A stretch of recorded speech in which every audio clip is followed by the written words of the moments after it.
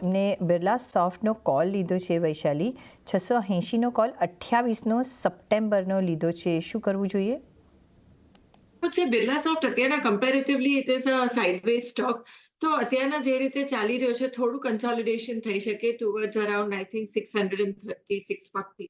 સો એક stop loss રાખજો, એની નીચે જાય તો ખરાબી છે. બટ ત્યાં સુધી I would say that 685 till 630 ની રેન્જ છે. 685 ને ક્રોસ કરે તો I think it's ready for higher targets. તો એ રીતે સ્ટ્રેટેજી બનાવી શકો. ઓકે, તો 630થી 640ના લેવલ જ્યાં સુધી તોડતો નથી ત્યાં સુધી આ સેફ છે. 685ના અપર સાઇડમાં 685ના લેવલ્સ પણ અચીવ કરી શકે છે. બીજો જે કાઉન્ટર છે L&T છે, 3700નો કોલ લીધો છે, 119 રૂપિયાનો, સપ્ટેમ્બર મહિનાનો, હોલ્ડ કરી શકાય? બિકોઝ લાર્સનમાં થોડી સ્ટ્રેન્થ દેખાઈ રહી છે તો એક મોમેન્ટમ આવવું જોઈએ. So 3750 to 3800 should be the near term target. Okay, 3750થી 3800ના તમને અહીંયા ટાર્ગેટ જોવા મળી શકે છે, એટલે તમે અહીંયા હોલ્ડ કરી શકો છો. નેક્સ્ટ સવાલ જે આવી રહ્યો છે પ્રકાશ મુંજાનીનો આવી રહ્યો છે. જગદીશભાઈ, ભીખાજી ફૂડ્સના એમના IPOના કાઉન્ટર લાગેલા છે, શું કરવું જોઈએ? ભીખાજી ફૂડ તો ડેફિનેટલી આમ તમે કહો તો સ્ટાર પરફોર્મર શેર રહ્યો છે. 450થી માંડીને ઓલમોસ્ટ ડબલ ભાવ થઈ ગયો છે. અત્યારે 853-56 રૂપિયાની આસપાસ છે. છેલ્લા જે પરિણામ આવ્યા આ પર્ટિક્યુલર કંપનીના એ પણ ખરેખર ખૂબ સારા હતા. મને એવું લાગે છે કે એમની પાસે IPO લાગ્યા હોય તો એમને તો ઓલમોસ્ટ મોર દેન 100% અત્યારે પ્રોફિટ થઈ રહ્યો છે.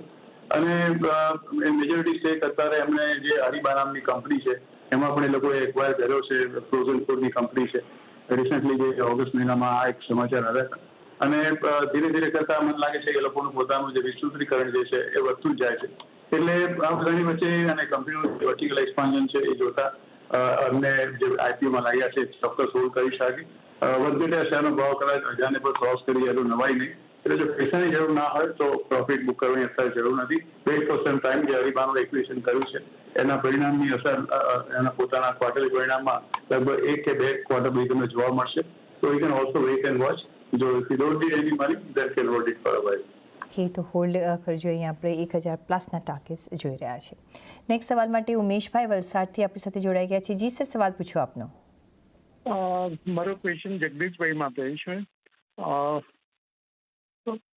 બાન્કો પ્રોડક્ટ્સ મારી પાસે છે 2000 શેર્સ 7 રૂપીઝના પ્રાઇસના. Gujarat gas share 2000 share approximately 12 રૂપીઝના. અને સુદર્શન કેમિકલ છે 2000 શેર લગભગ 12 રૂપિયાના ભાવ. તો આ ત્રણેય શેરોમાં ફંડામેન્ટલ વ્યૂ શું છે ફોર લોંગ ટર્મ? તો જગદીશભાઈ, ખાસ તમારા માટે આ જોઈએ કે વેચવું જોઈએ? જી જગદીશભાઈ, બેન્કો પ્રોડક્ટ્સ, ગુજરાત ગેસ અને સુદર્શન કેમિકલ્સ ઘણી જૂની ખરીદી છે, સારો એવો એમને પ્રોફિટ થઈ રહ્યો છે. લોંગ ટર્મ ઇન્વેસ્ટર છે, હોલ્ડ કરી શકાય હજી પણ? બાન્કો પ્રોડક્ટ્સમાં ભાવ 680 રૂપિયા છે. 800 રૂપિયા સુધી આ ભાવ ગયો છે. એક તો આ કંપની ખૂબ સારું ડિવિડન્ડ આપે છે. બહુ જ એમને ખાસ ધ્યાન રાખવાની જરૂર છે. એ અવારનવાર કંપની એ ડિવિડન્ડ આપતી રહેશે. અને મને એવું લાગે છે કે જૂન મહિનાના જે રિઝલ્ટ એમના આવ્યા એ પણ બહુ ખરેખર ખૂબ સારા હતા. બાન્કો પ્રોડક્ટ્સની એક તો સૌથી ખાસિયત એ છે કે જે લિક્વિડ સ્ટોક હોવો જોઈએ બજારની અંદર એ બહુ ઓછો છે. કારણ કે લગભગ 75% જેટલો ઇસ્યુ પ્રોમોટર પાસે છે. લગભગ 28-29% જેટલો સંસ્થાકીય રોકાણકારો પાસે છે.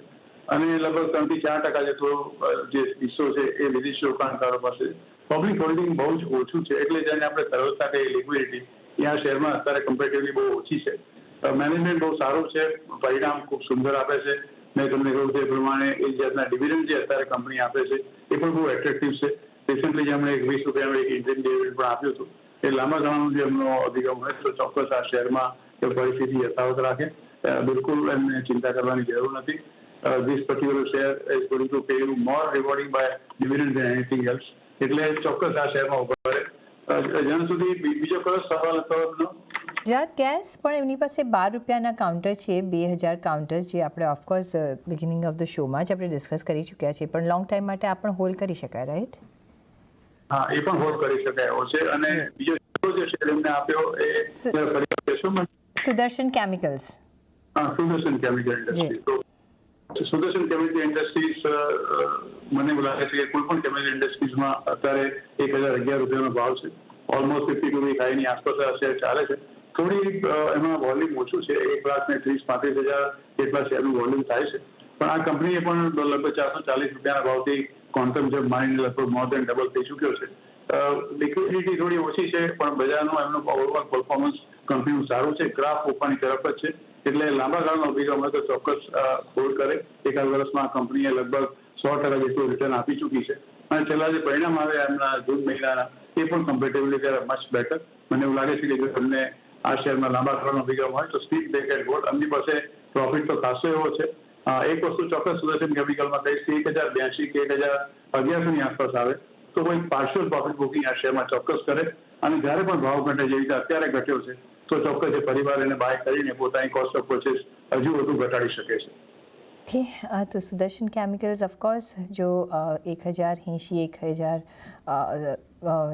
ના લેવલ્સ 100ના લેવલ્સ પર આવે છે ત્યારે તમે પ્રોફિટ થોડો જરૂરથી બુક કરજો. બાકી બધા કાઉન્ટર્સ તમે હોલ્ડ કરી શકો છો. તમે લોંગ ટર્મ ઇન્વેસ્ટર છો, સારા ભાવે તમે ખરીદી કરી છે તો તમે હોલ્ડ કરજો. અને સુદર્શન કેમિકલમાં ખાસ જો નીચેના ભાવે જાય છે, થોડો નીચે આવે છે, તો તમે એડ પણ કરી શકો છો. સો ચોઇસ ઇઝ યોર્સ, પણ ત્રણેય કાઉન્ટર્સમાં તમે હોલ્ડ અત્યારના કરી શકો છો. સાથે જ અહીંયા એક બ્રેક